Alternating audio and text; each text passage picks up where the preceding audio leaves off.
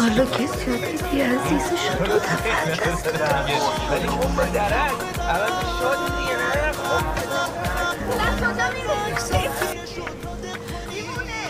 گفتی بهم اعتماد کن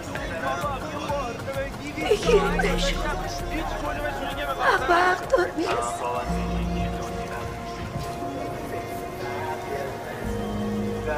من بهت اعتماد کردم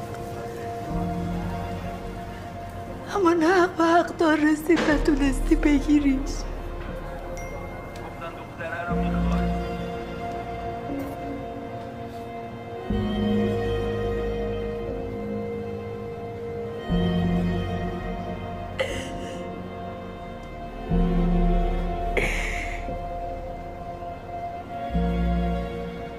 بهشون بگو تا تهران من با دخترم میام اگه کسی بخواد جلومو بگیره